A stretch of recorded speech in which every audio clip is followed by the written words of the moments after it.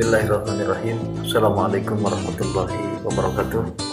Teman-temanku sekalian yang Bapak cintai, hari ini kita bertemu lagi di dalam pembelajaran Bahasa Indonesia PJJ, pembelajaran jarak jauh Bahasa Indonesia. Kali ini Bapak akan menyampaikan tentang teks prosedur. Apa itu teks prosedur?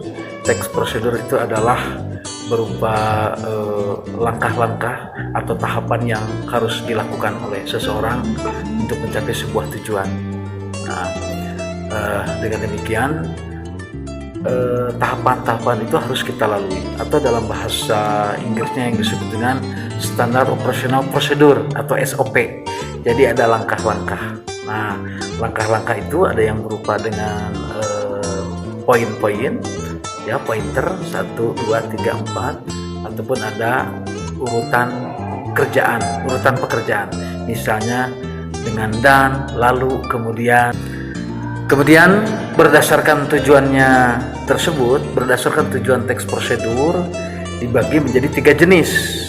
Yang pertama adalah teks prosedur untuk memandu cara menggunakan atau memainkan suatu alat. Misalnya cara memainkan suatu alat musik, misalnya gitar, angklung. Jadi ketika orang membaca prosedur cara memainkan alat musik gitar misalnya, orang sudah mampu dengan membaca urutan langkah-langkah yang harus dilakukan. Kemudian misalnya juga cara menggunakan alat apa saja, ada langkah-langkah yang harus dilakukan. Kemudian yang kedua adalah teks prosedur untuk memandu cara membuat. Nah, di sini ada bahan, cara, dan langkah. Biasanya membuat kue tertentu.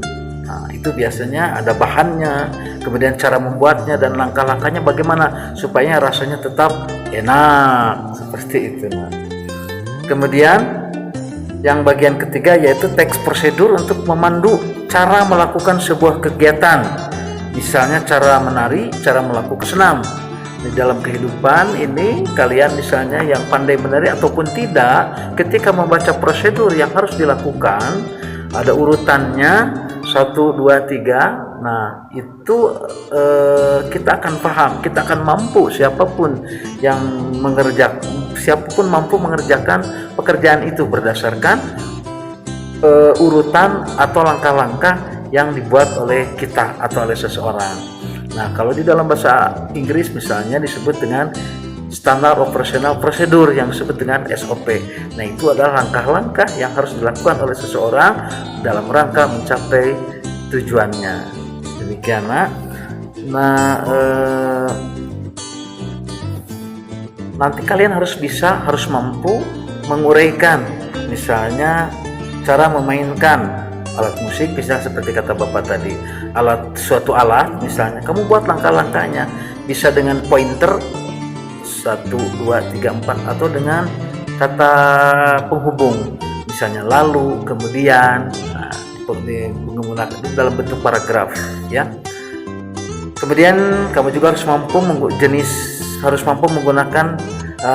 mampu menyusun cara menggunakan sesuatu, misalnya cara menggunakan alat tertentu. Nah, cara menggunakan apa yang harus kita mau kita gunakan, kita buat langkah-langkahnya seperti apa. Jadi sekali lagi tujuannya agar orang yang membaca tulisan kita, kalau kita yang menyusunnya, mampu mengerjakan hal tersebut. Nah, seperti itu. Kemudian yang ketiga juga kamu harus mampu cara membuat sesuatu, membuat kue tertentu, apa makanan kesukaan kamu. Setelah kamu misalnya ingin membuat sendiri, melihat urutan-urutannya tersebut, langkah-langkah tersebut, kamu mampu membuat sebuah kue yang enak, bahkan ditambah dengan selera kita sendiri, tambah sesuatu bahan yang bisa membuat lebih enak makanan itu. Dan yang terakhir adalah cara melakukan sesuatu, misalnya seperti tadi, cara menggunakan, hampir sama pada dasarnya, cara melakukan sesuatu, misalnya mohon maaf, ada teman kita yang mohon maaf ada yang agak bau badan gitu, kita ingatkan sebagai sahabat yang baik, sebagai sahabat sejati itu bukan membiarkan temannya dalam kesalahan. Kita beritahu teman kita itu agar supaya terhindar dari bau badan, supaya rambutnya terlihat bagus, atau apalah pakaian nampak rapi, kamu kan punya tips-tips tertentu seperti itu. Demikian teks prosedur, mudah-mudahan ada guna dan manfaatnya. Terima kasih. Assalamualaikum warahmatullahi wabarakatuh.